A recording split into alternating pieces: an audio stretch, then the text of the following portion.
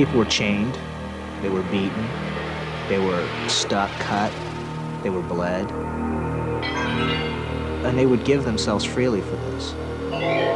I remember just constant, absolute terror, and I can't explain how intense, how strong, how all-encompassing that terror is.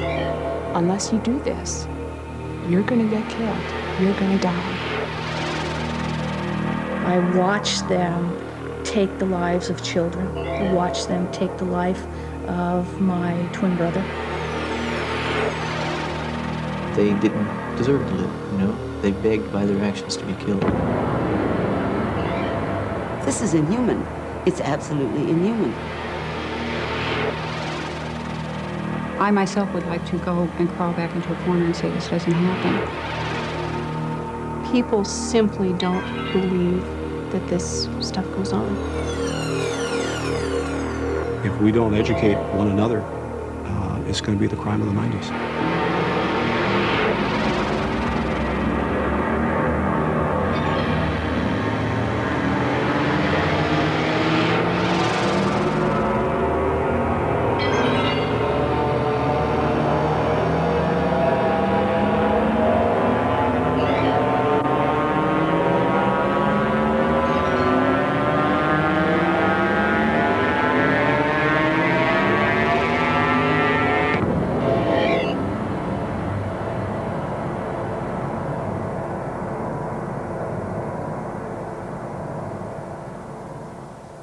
Satanism.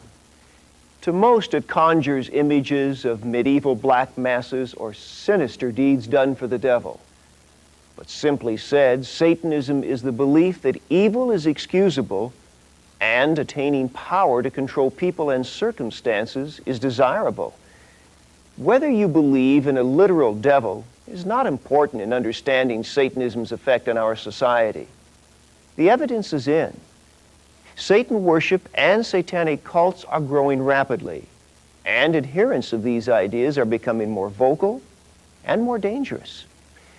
These symbols of Satanism are turning up everywhere, on walls, on clothes, on album covers, and even on bodies of murder victims. Law enforcement officials admit that satanic cults operate in nearly every community in America. Young children from Oregon to Massachusetts say they've been raped, tortured, and forced to watch small animals killed during satanic ceremonies. School officials in many cities report high school students are forming satanic groups. A Chicago policeman told us, satanic crime makes gang activity look like a nursery school. During this program, you will see the many sides of Satanism. You'll be shocked. And you may be tempted to turn away in denial of such unspeakable horror. If you think I'm exaggerating, watch closely. Listen to what is being done in the name of Satan. Hail Satan! Hail Satan! Those were the words of Night Stalker Richard Ramirez. Ramirez is the Satan worshiper who now sits on California's death row after being convicted of 13 brutal murders. Ramirez often left satanic symbols at the scenes of his crimes, carving a pentagram on the body of one victim and on the bedroom wall of another. In his formal statement to the court at his death sentence hearing, Ramirez said, quote, "Legions of the night, I will be avenged. Lucifer dwells within us all." In San Francisco, former waiter Clifford St. Joseph was found guilty of murdering a man during an apparent satanic ritual. The victim's body had all the signs. A pentagram had been carved in his chest, the body had been drained of its blood, he'd been sexually abused, and one of his testicles had been cut off.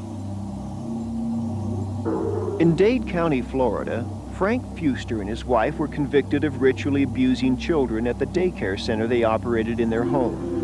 Children at the center said the Fusters made them drink urine, eat feces, and engage in sex acts during preschool games.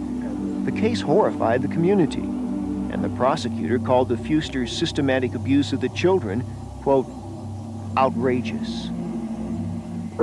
And in the longest trial in American history, Children who attended the McMartin Preschool in Manhattan Beach, California, told of seeing teachers in dark robes, watching small animals killed, playing sexual games, drinking blood, and eating feces. In a trial that many say was botched, none of the defendants was found guilty. But 7 of the 12 jurors said they believed the children had been abused, and virtually every expert familiar with the case believes a satanic cult was operating out of the school. Of all the crimes committed in the name of Satan, the most heartbreaking involved children. For young victims of Satanism, the joy of childhood gives way to pain, darkness, and fear. Sometimes that pain comes from strangers, sometimes from their own families. We've talked with a number of adults who tell stories of being raised in families where satanic rituals were part of everyday life. For many adult survivors, their childhoods were filled with torture, sexual abuse, cannibalism, and murder. I was forced to help kill other children. I was forced to participate in their cannibalism. Esther grew up on the East Coast. Today, she lives thousands of miles away. But her childhood memories of bizarre satanic rituals remain. In the outside world, her parents were active members of their community, involved in church, school, and organizations like Little League and Girl Scouts. But on the inside, behind closed doors, they and other members of their satanic cult forced Esther to endure repeated ritualistic attacks on her body and her mind. There was a circle, and I was put in the middle of the circle, and there was a fire around me. During that part, I was told I was being married to Satan and being a child of Satan forever, and that kind of stuff. And then I was pulled out to the front of the circle beyond the fire, and then raped by the men in the cult. Most vividly, I recall about torture. I remember a lot of it very vividly. Being tied hand and foot and burned on my genitals. Karen grew up across the country from Esther. Her parents were also well regarded in their community, but they too led a dark and secret life from which Karen is still struggling to recover. Today, she edits a national newsletter for other survivors of satanic cults. Karen's abuse was so extreme, she often passed out from internal hemorrhaging and pain. She remembers being raped by cult members and shut away for hours in a dark, scary place. It was actually a closet and a welded wire cage, and the bottom of the cage would be open. That would be how I would be put in it and suspended in a closet. And it was a very simple thing that they did. They just set a board inside the door and then dumped a bunch of snakes in on the floor, which I could see. They were probably even harmless snakes, but I was a child. And then they shut the door and left me in there in the dark, and I could hear it. I was forced to eat human waste, yes. Christy also suffered horrible abuse at the hands of her family and their satanic cult. Even as a toddler, Christy says her parents forced her to participate in gruesome rituals, drinking blood, eating feces, and killing children. Christy finally escaped from her family and underwent years of therapy. Now she can talk calmly about the years of abuse she suffered at the hands of her Satan-worshiping parents. I remember being drug out of bed at midnight and taken to this dark cemetery where they would have rituals going on, satanic services, or various things, and there'd be people chanting in the black robes. And I remember one of the first experiences as a teenager where I watched them sacrifice a little boy, and he was blonde hair, blue eyes, just this beautiful little boy. He was about 5 years old, and he was groomed for this. And they constantly said to him, "Don't cry, don't cry. This is what you were born for." I did find myself screaming out at the injustice of it. And the high priest at one point came over and tried to shut me up. And I said to him, "God's going to get you for this." And he took me from the tree where I had been tied to observe and put me in a pit. And in this pit, there were the remains of human sacrifices, of babies, of animals, and snakes that they used in the various ceremonies. And in this pit, they put a cover over it and left me there for quite some time. I'm not sure how long. I lost track of time. I no longer knew when it was daylight or when it was dark because of the covering. And every so often, they'd come and just take the covering off and just stand at the top of this pit and taunt me, "Where's your God now?" And they threw human flesh, baby flesh down. And that's what I was to survive on, if I was to survive. They made it to be like it was a great privilege to eat the bodies. I mean, the girl that I had to kill, they treated me like I was being given a great gift when they gave me a part of her body that I had to eat. I remember being horrified, but knowing that my horror would not let me survive and that I had to put my horror somewhere else. The same thing happened when I had to have oral sex with a bunch of dogs. You know, that what they were doing was they were cutting out the dogs' penises and stuff, and they made me have oral sex to bring out the penis so that they could cut them off. And I had to do that. I know that there were at least 12 dogs in there, and there might have been more. I mean, I never really stopped to count. I just remember that there were a lot of them. And, you know, I couldn't have any reaction, and I couldn't go throw up and wash myself and all those things I wanted to do because I would be punished or killed. They threatened me constantly with loss of life, my own life, the lives of others.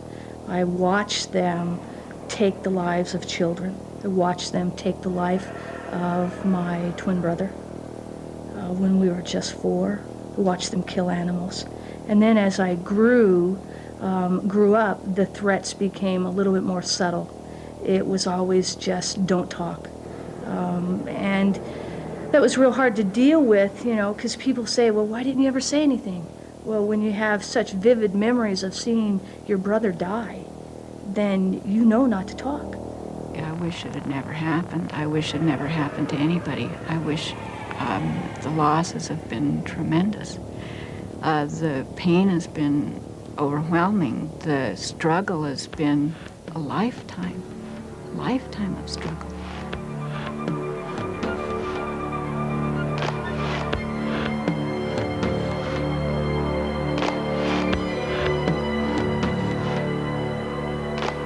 The incredible stories told by survivors come out in words and in the artwork they create. Sometimes the art is done as part of therapy. Sometimes it occurs during a private moment when a survivor tries to make sense of what's happened.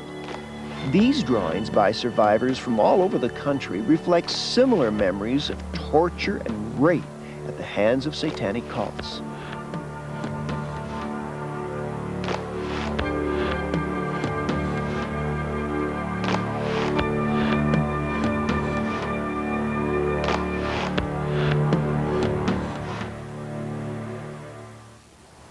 Baby killings, ritualistic rape, cannibalism. It seems like the stuff of supermarket tabloids or trash TV. We could dismiss all of this easily, except for so many similar stories told by so many survivors. The reality of Satanism is even more believable when you talk to reputable therapists like those here at Columbine Hospital in Denver, Colorado. They believe the survivors are telling the truth. Linda Young is a psychiatric nurse who works with adult survivors of satanic cults. Her goal is to help them move beyond the trauma of their experiences into healthy, happy lives. Most of these people come to us thinking what's happened to them isn't true. They don't want it to be true, so they go back and forth. We call it the true, not true experience. When they're in a memory, they know it's true, and then they let the emotion out, and it's very true, and then the emotion goes away, and they say, oh, maybe it didn't happen. So that letting the world know that it's true Many of them know that that will never happen, or it's a very good possibility in our lifetime that most people will not ever begin to believe that this is really going on. It's very important for them that they know that I believe them, that I know this happened to them, that I have no doubt that this happened to them. All right, this is one where we have backward writing. Dr. Walter Young is head of the unit that treats adult survivors at Columbine, one of the few inpatient units in the entire United States. Dr. Young has treated or consulted on about 100 such cases. Today, he receives referrals from therapists throughout the country. Says that she remembers and can cry. I guess the thing that's most compelling to me as a clinician is to hear reports from a variety of patients who do not have contact with each other, who report very similar stories, and stories which are shocking and alarming about murder and sacrifice of human beings, cannibalism, sexual promiscuity, in what appears to be a very ritualized, planned setting, using not only children, both boys and girls, but adults as well. We also hear similarities in reporting of being buried alive and then being unearthed and told that they've been reborn in the name of Satan. We have stories of people being married to Satan in marriage ceremonies. There are repeated reports of serial sexual assaults with the impregnation of a young adolescent and the destruction of that child, often by the mother itself, in the name of Satan. More recently, we're beginning to hear more specific techniques of indoctrination and torture. Torture is very frequently used to one, strengthen the individual to maintain secrecy within the cult, that is intimidation. It's also considered something to be desired by cult, that is the toleration of pain, the mixing of pain and sexual experiences and blurring the boundaries between them. But it's, quote, to make a good soldier for Satan. What we're dealing with at this point, in my belief anyway, is a well-organized religious and cult-based group that is widespread. Myra Riddell is a private therapist and the driving force behind the Ritual Abuse Task Force of the Los Angeles County Women's Commission. Experts like Riddell are convinced Satanists can be found at every level of society. They are also convinced that the number of practicing Satanists is growing. According to Riddell, it's hard to get accurate information on satanic cults because they exert almost total control over their members and their young victims. There are several purposes to this kind of control. One, it permits the rituals to go on with the complete cooperation of the individual who is being sacrificed in whatever way, whether it's being killed or burned or sexually used for the ritual purposes. And the other is one that concerns many of us a great deal, and that is that these kids who are being this brainwashed are being inculcated into a belief in Satanism on a very basic unconscious level. We in fact, and they in fact, are trying to raise a whole generation of Satanists. In the past, satanic cults have maintained their membership by raising their own children within the cult. Now experts see an alarming new trend. Survivors say that satanic groups are establishing preschools and daycare centers for the sole purpose of recruiting vast numbers of small children. We are hearing from those survivors that there is a deliberate and concerted and well-organized, well-orchestrated effort to infiltrate the preschool system. And here's the spy shark. Psychologist Catherine Gould is known nationally for her work in treating ritually abused children. She's deeply disturbed that Satanists are preying on children at such an early age. The purpose is to achieve an indoctrination at an early formative age when a child is going to be most susceptible to being emotionally, intellectually, and spiritually hooked to the cult and hooked for life.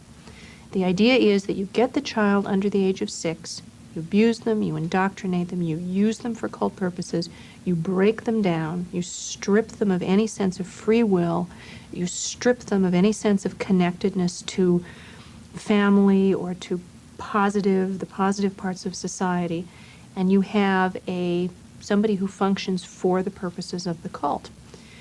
And the idea there, of course, is that the cult can call upon that person later in life. Doreen Kenny is one parent who suspects that her daughter was the victim of satanic abuse at a preschool in Southern California. She had stomach aches, she had headaches, she would complain about various limbs hurting her, I mean screaming with pain, just absolutely screaming with pain. Night terrors, just horrible, horrible night terrors. She regressed from a 3-year-old to a 2-year-old, and she was back in diapers. Finally, one day, after being in school about 6 months, a little over 6 months, she had told my oldest daughter she was poked. And once that came out, I knew, because of all the things that had been going on, I just knew in my heart that she had been molested. At first, Kenny assumed her daughter was the victim of sexual abuse, and she placed the little girl in therapy. Over many months, however, the real story began to unfold. Kenny discovered that her daughter had been subjected to various forms of sexual and ritualistic abuse that paralleled activities common to satanic cults. 6 years later, her daughter is still haunted by fear. The most frightening stuff that is still with her is she believes she's being watched. Every red car and black car that goes by is watching her. Every lady that dresses in blue are kidnappers. They will kidnap kids. These are things that she's been told. She has at one point, and as she continues in therapy, gets better and better, but at one point believed very much so that she was a child of Satan and that she actually had Satan's heart put into her. She still has trouble with that when you get palpitations, that her heart's going to explode, that because she's told. Dr. Roland Summit is a psychiatrist who treats child ritual abuse victims at Harbor UCLA Medical Center. He says many satanic cults use intimidation, fear, and even drugs to make children keep quiet. Children report being given drugs which makes them feel sleepy, makes them forget. They're told they're going to have an operation. When they regain consciousness, they have what looks like a scar which disappears, a kind of scratch on their skin, and they're told that something has been implanted inside of them. It may be a bomb, it may be the part of an animal that's been killed, and that will know if they're thinking about telling, and it will become armed and it will destroy them. So when children think about telling, and when they get nervous, there's a throbbing in their head, which they interpret as the bomb ready to go off, or a churning in their stomach, which may be the dog chewing at them. And from a child's point of view, they are now booby-trapped against telling. It seems that Satanists will use all sorts of elaborate and insidious schemes to keep their young victims under control. Consider the case of Ed Gallup, a Protestant minister, his wife Mary Lou, and their son Chip. All three were convicted of sexually abusing children at the 2 preschools they operated in Roseburg, Oregon. The children told stories of ritualistic animal killings and sexual abuse with carrots, bottles, and sticks. Judge William Laswell, who prosecuted the Gallups when he was a district attorney, says the family intimidated their young victims by saying they had magic glasses capable of seeing into the children's homes. Chip, as the youngest of the Gallups, had a pair of magic glasses, which is simply an oversized set of sunglasses you would buy at a carnival. The mother had a set too, and the father. And the children told us that Chip Gallup would get up on the stage, put the glasses on, turn in the direction of where the child lived, and then make some observation about whether the child finished breakfast, put away his pajamas, left some tracks on the carpet. What would have happened is that Chip would have called the family and learned something about what happened that morning.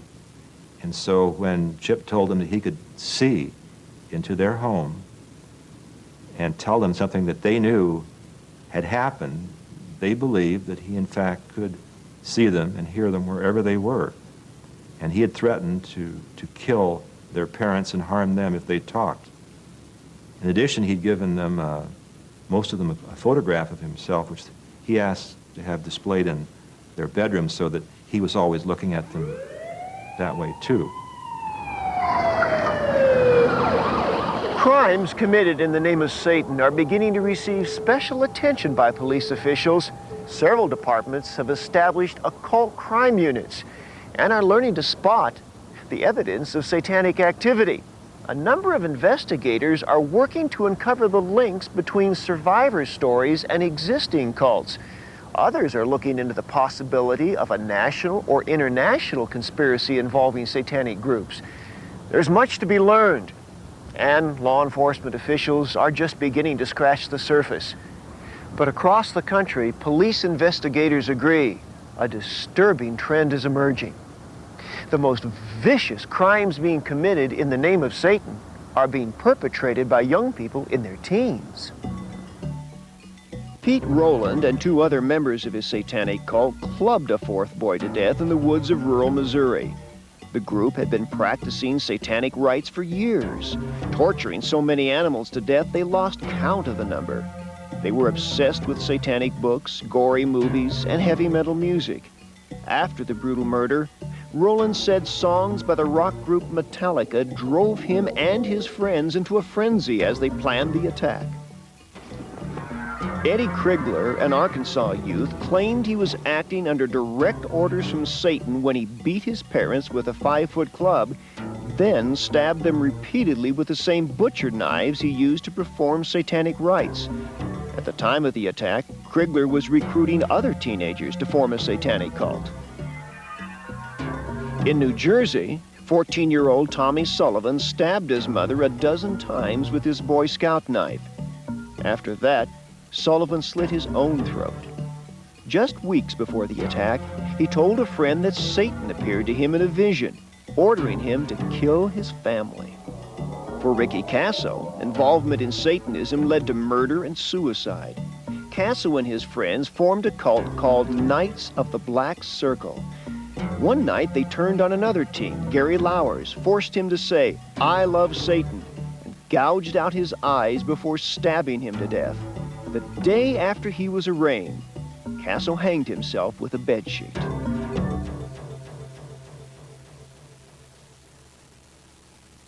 Satanism is on the rise, and it is the crime of the 90s.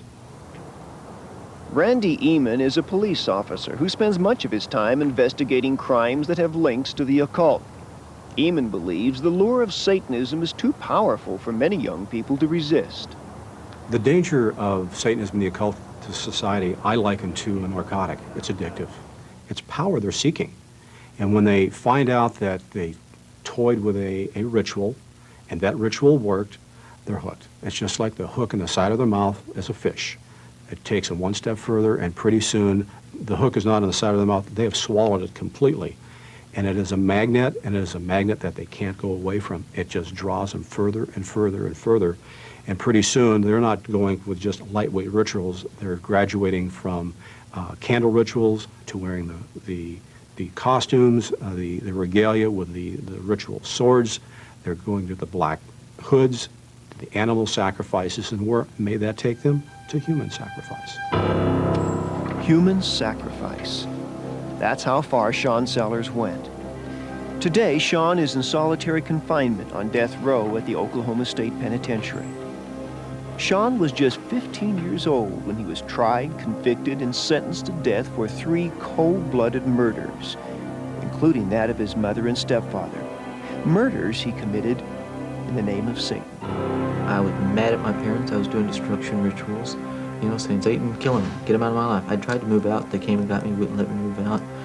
And it just built up to the point to where I did it. I had this dream over and over again that I'd kill my parents, that I'd sacrifice them to Satan in my dream. And like I said this before, I woke up and it wasn't a dream. It was reality. It really happened. The murders took place in this house, in a well-kept Oklahoma City suburb where Sean and his parents lived.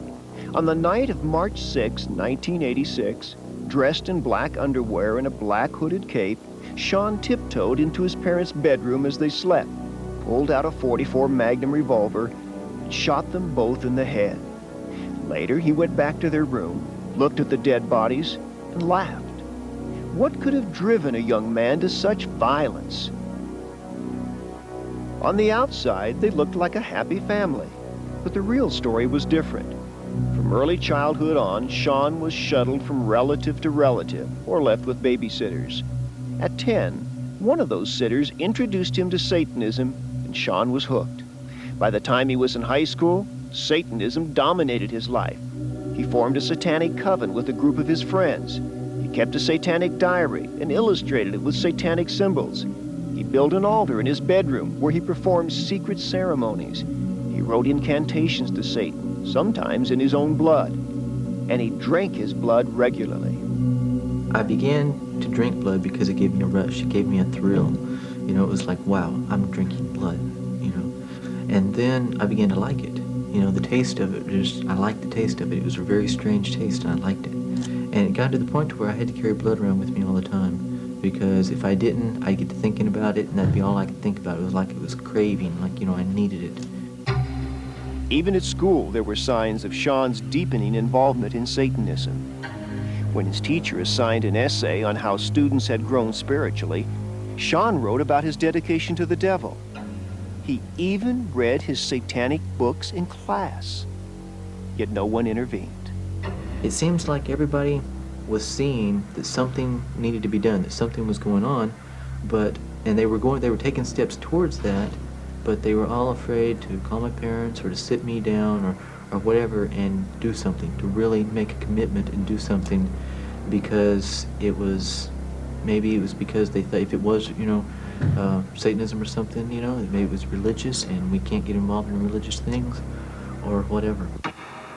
Things continued to get worse until the night of September 8, 1985, when Sean and his friend Richard decided to undertake the ultimate satanic act. We had decided we were going to break all the 10 Commandments to show Satan that we were completely dedicated to him, and we only had one more commandment to break: thou shalt not murder.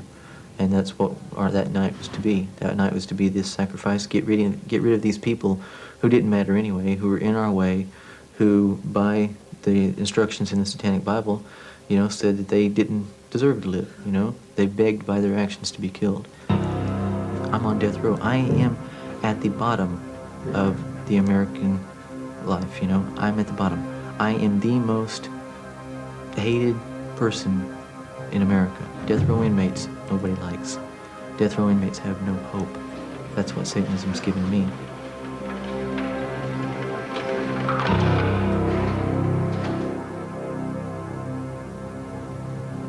George Berlanger was also seduced into Satanism as a teenager. Now he's 27, stable, married, and the father of a little girl. But his teen years grew violent as he became more and more deeply engulfed in satanic beliefs. I was going to kill my parents at one point. I took knives and I started down the hall, and I was going to cut my parents up. And for some reason it stopped. I was very cold, very demanding, very physically violent to my parents. Very physically violent. I used to punch my dad out. I used to hit my mom. I mean, the whole night without any remorse at all. At this point, my parents were so afraid of me. They were afraid. They were afraid for their lives. They put a deadbolt lock on their door. That's how afraid they were. In their own house. Like many other teenagers who become heavily involved in Satanism, George came from a troubled family. His father was an alcoholic who abused George and his mother. George took out his anger at school and was expelled at 16. After that, he became totally immersed in Satanism, obsessed with performing rituals, sacrificing animals, and drinking blood. It is a communion to the devil. The way that you ritualistically take the blood, do the spells with the blood, and ingest the blood is doing a communion to Satan. And when you ingest the blood, it is to accumulate power.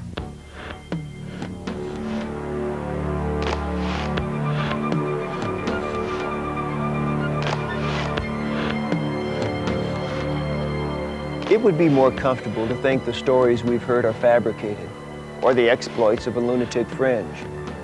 But if we believe the experts, Satan worship is undeniably real, and Satan worshipers pose a serious threat to society's well-being. During this program, we've heard from many victims of Satanism about tragic, alarming, and nearly fatal encounters with devil worship. We've listened to those who participated willingly and those who were victimized against their wills. We've heard reports of innocent children raised in a brutal environment of torture, and teenagers who were compelled to commit crimes and to kill in the name of Satan. All these accounts could make us question our fundamental faith in the decency and goodwill of humanity. But what we've seen should compel us to act responsibly and address the root causes of this terrible malevolence in our midst. Satanism thrives on secrecy. Its existence depends on concealment. That's why the bravery of the people you've listened to during this program is so phenomenal. They've spoken out, even under the threat of intimidation and death.